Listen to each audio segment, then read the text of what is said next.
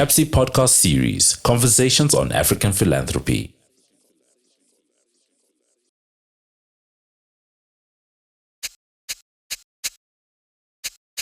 Welcome to Global Africa Conversations, brought to you by the Wits Business School Center for African Philanthropy and Social Investment.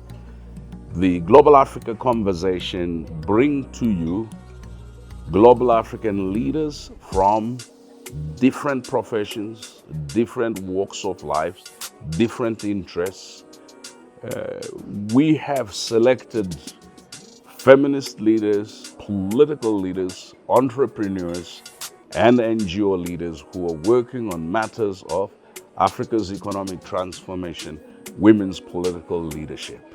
This program is normally run by Professor Becky Moyo, who's currently on business leave, and I am standing in for him, and hopefully you will find the replacement half as competent as the main presenter. My name is Brian Tamuka Kagoro, and here we mix humor with seriousness, but we keep it real. Welcome to the Wits Business School Center of African Philanthropy and Social Enterprise, Global Africa Conversations. I am joined by an amazing global leader who leads a phenomenal institution. She will tell you who she is, what she does. Ellen, please tell the audience who you are. Who is Ellen? Good afternoon, good evening, good morning. Ellen is a proud Liberian woman who happens to also share the name of the first democratically elected female president on the continent, Ellen Johnson Sirleaf. But the name has nothing to do with my role as the executive director of the center. But I am a Liberian woman who left Liberia 1990, just before the war, but remembered the Liberia that I knew before. And it took me 16 years to come back. And I came back for Madam's first inauguration. And at the time, I realized that I wanted to be back on the continent. And I wanted to be a part of the African story. So fast forward to 5 years later, I moved home. And I've been home since then. I'm an urban planner. I'm an urban development expert. I'm a women's empowerment, specifically women's land rights expert. And so humbled to be in this new space where I'm helping to support this next pipeline of women political leaders. Because if we are to change Africa and change Liberia, we have to start with changing the mindset and the politics. So tell us a little bit about this pipeline. So the numbers are there. When women lead, we see things changing. But Madam was 20 years ago, and it took 20 years for the next democratically elected female president, Her Excellency President of Namibia. The women of Africa don't have 20 more years to wait. So the time is now. While Madam is still here, while this generational knowledge is still here, to create the enabling environment for women who want to put their hand up to be able to do so with the support, the networks that people like Madam and President Sally Wack can open up for them. So that pipeline is women who are mid to high career executives, party leaders, ministers, governors, MPs who are ready to win the seat in the highest office in their land. And we do it through a program called Amuje, which is the Amuje Initiative. Amuje means women going up in the Kru language of Liberia. And it is an initiative that is the flagship program of our center that really grooms through leadership development, policy development, mentoring, coaching, and yes, time with Her Excellency and others like her to help you build this confidence and this network that you need to succeed politically. Look, you share the name, you share the nationality, you share a lot of time together. The only thing that's left is to share the office. we, are we, are we, should I prepare? I'll keep this interview, you know. Oh my goodness. You know, you're not the first person to ask that question. Yeah. And it's not one that I've put a lot of thought in, but you listen to what people say and you prepare yourself. So I don't know what else we will share, but we share this moment now. So, you know, let me give you an anecdote. I worked in Liberia, 1997, 1998. I was last in Liberia 2001 for the treason trial. I was one of only 2 people monitoring the treason trial. But when I first came, it was during the conflict. And then I came back for the inauguration. In between, everybody I knew had left. James Tow, Coffee Woods left when I was coming in, I think 98 or 97, I can't remember what year it was. There was a gentleman, this one person I've been looking for, who was working at the Catholic Commission for Justice called Sompo. You know, Sompo was very useful to me when I first came to Liberia, because I was looking at people, all sorts of atrocities that were happening. But I'm telling you this in order to say, Liberia is the only place in the world where faith becomes a reality in the most unlikely of ways. Let me explain. Please. When I first came to Liberia, General Butt Naked Oh my God. was in the bush. Yahudu Johnson was doing his thing. Mosquito, General Mosquito, Fode Sanko was still in Sierra Leone. Upper Lofa County was still in conflict. And then I returned. Prince Johnson is a born again preacher. Butt naked. Butt naked, totally preacher. So I say, only in Liberia do things change. So the possibility of you becoming seems highly likely. But let's move on to to the question I wanted to ask you. You're working on this pipeline. You're working with Madame, who's very committed to this. There's a sisterhood. What are some of the things that have moved your heart as you see the sisterhood come together? The diversity, the depth, the breadth. What are some of the things that move you the most?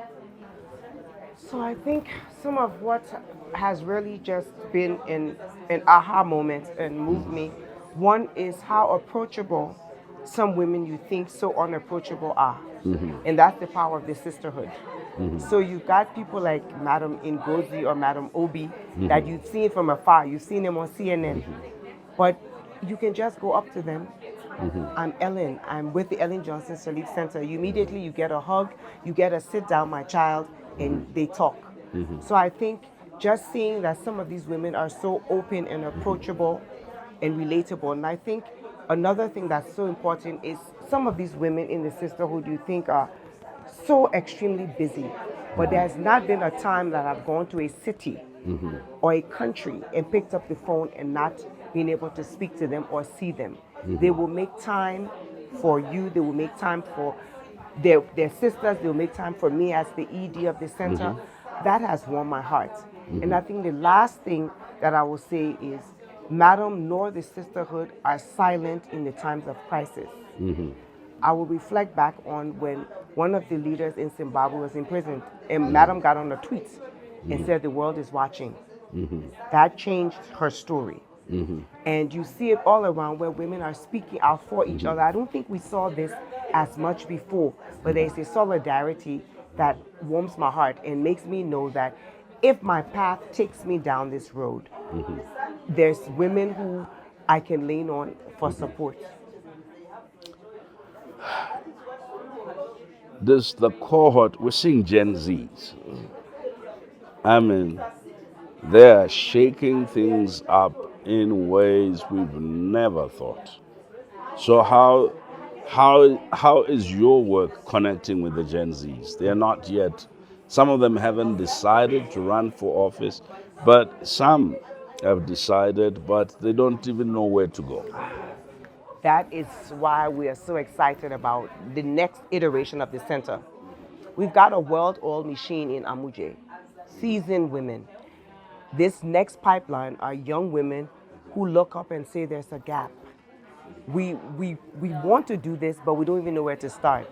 So one of our next initiatives that we are so excited to pilot in 2026 is the next generation of Amuje. You know, we call it next gen, but we're going to give it its own name. At one point we called it Junior Amuje, but it will have its own name. But it is now looking for these young women who want to be in this political space or just public office, tying them with an Amuje leader to start mentorship, one of the most important. Start the mentorship, start the training, start the capacity building. So we recognize that there is a gap, and we're excited to start to fill that gap. Now, there are other organizations that are already doing a phenomenal job. And our job will not only be to start, but to also collaborate with other organizations around the continent so that this indeed is a Pan-African effort. Yeah. Yes. I like that. Amuje reloaded. Yeah, I love it. Look, I like that. doing this kind of work must come with a lot of. Oh, let me preface that by saying, somebody said to me, leadership is first a cross before it is a crown. Right, which is a lot of young people see Madam Ellen Johnson Sirleaf, see some of the Amuje leaders in this age of social media. They think it's about just being articulate, looking the part. And yet, I think listening to the stories of the Amuje leaders, they are trenches. How does one prepare the next gen, the reloaded, for this realization? They are passionate, they want to go for it. Yeah. I think you start by telling the true story. There's the pretty narrative. You even look on our website, all the Amuje leaders are polished, they're poised. Yeah. It's the photo shoot. You need to go back and hear the real stories of their struggles. You see Madam today, she was imprisoned. Yeah. She walked down a lonely road when there were not even women supporting her. So the importance of telling the authentic story to these young women so that when they're making this decision is an informed decision. Because again, you want leaders that will be accountable. You want leaders that understand that yes, there will be a cross before a crown. But you also want them to understand that you will get the support as you go along. So I think it's important to show the true story. And that's one of the things I think we're trying to do in this next phase of the center. Let them see behind the scenes of some of these Amuje leaders. And we do that in a documentary series already. So your next documentary I series, watched the Zanata. yes, and you saw. One, yeah. Phenomenal. Tell the story. You know, changing. So the solidarity, very powerful. How do we deal with the question of societal attitudes? Is it changing narratives? Is it building models like you have in Amuja? Is it everything? How? You ask a great question, and one that personally I've struggled with because coming back to Liberia, I think there was a generational gap. So I think the way we look at it is it has to be a multi-generational, intentional cohesion. So we need to listen to our mothers and our grandmothers, but we also need to model the behavior that makes them also listen to us. And we need to invite them into our spaces. We can't take the posture of being defensive or angry and figuring it out ourselves. There's no time for the African woman to figure it out by herself. You need to learn lessons from the past. And I think we need to ask our mamas, our grandmothers, to also help us down this road. There's so many ways. One, don't let your boy go to study class or to play soccer and the girl goes in the kitchen to cook or to wash the clothes. Don't start at home giving us this gender divide, which many of us have transcended. So it's a whole of society approach. This ecosystem starts from at home with the societal behaviors that we've normalized. And then we go out into conversations and dialogue. I like that. And then let's go to resourcing. You know,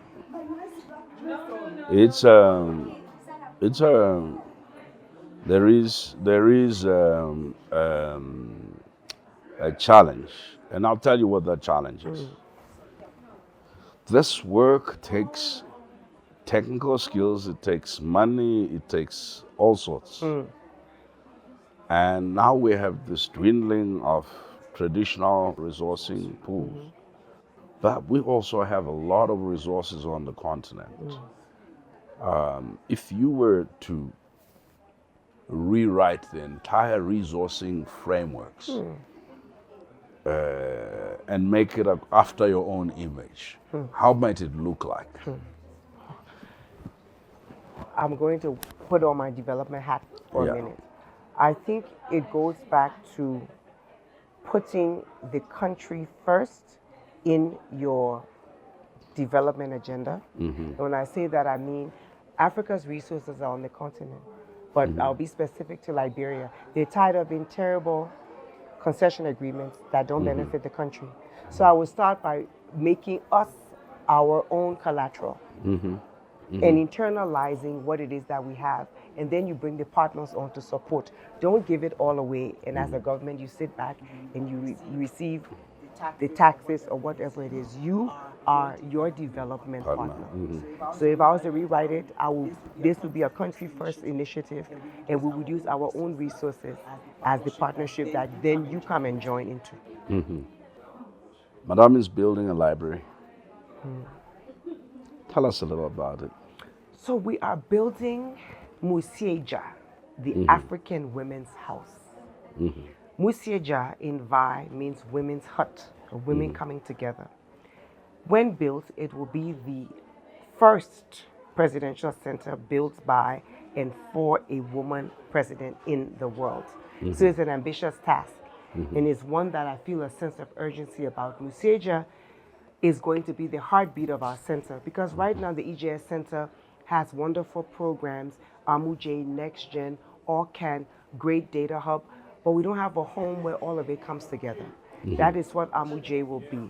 I'm sorry, that is what African Women's House will be. It is a campus of 9 interconnected buildings, modeled after a traditional African hut. So we've modernized the hut, and it will include a library and exhibition space. It will include temporary exhibitions, convening spaces, including an amphitheater, large and small meeting rooms, as well as a library and our administrative offices. So we're taking all of our work and putting it in one place. We want it to be a convening hub for women on the continent, including a restaurant. We want it to be a place where women can gather, where women can come and breathe, where women can take a walk through history, because not only will Madame's legacy and her story be permanently on exhibition, we have temporary exhibition spaces to highlight the work of other visionary women leaders in Africa and around the world. So. You know, the Wits Business School runs the Center for African Philanthropy and Social Enterprise. And there are many millions of Africans out there, maybe thousands, who will watch this video. And they say, look, I'm not a big billionaire, I'm not a big philanthropist, but I want to contribute to Mseja. I want to contribute to this. How might such people contribute? Like, so three parts. The intellectuals who say, look, I have no money to give, but such as I have, which is knowledge, capacity to research, and then individual contributors. How might they contribute? So one, because we have a program lens, we welcome programmatic initiatives, we welcome partnerships, collaborations from the intellectuals, from the academic community that cost nothing. It's a collaboration. So we're very open to partnerships. We have our program initiatives. We have something called library archives and exhibitions, where we talk about our oral history. We have so many places where intellectuals and those who just want to give in kind can do. Secondly, we have a website that has a donation platform, www.ejscenter.org. On there, you will see how you can donate. No donation is too small, and no donation is too large. We also, for larger donations, have a naming rights framework, where we also open the spaces for you to have the opportunity to name a space, a plaque, a building, depending on your level of giving. Wow. Well, thank you so much, Ellen, for making the time. Thank you. Friends, you heard it for yourself. Ellen runs the most powerful leadership development or leadership pipeline development for women who are engaged in politics. And she works with Africa's first female president, a well-accomplished development expert, Madame Ellen Johnson Sirleaf, headed the UNDP. She worked at the bank. She's done it all. And they've brought together some of the global African women leaders from Ngozi to others into the sisterhood as mentors. Here is an invitation. You've been looking for someone or something to partner with, either to offer your capacity as a knowledge producer, as a storyteller, or simply your dollars. Please partner with Erlen, partner with the center. If you don't know how to get hold of the Wits Business School Center for African Philanthropy and Social Enterprise, and they'll put you in touch with the Ellen Johnson Center, and they will also put you in touch with a phenomenal range of women leaders. Yes. And if you're young, an activist, and you have a future in politics, you heard it for yourself. Amjai Reloaded. And since I'm a youth, I might just qualify. Yes. Male champion. Thank you very much, Brian. Thank you very much. Thank you so much. You've been listening to the CAPSI podcast series, Conversations on African Philanthropy.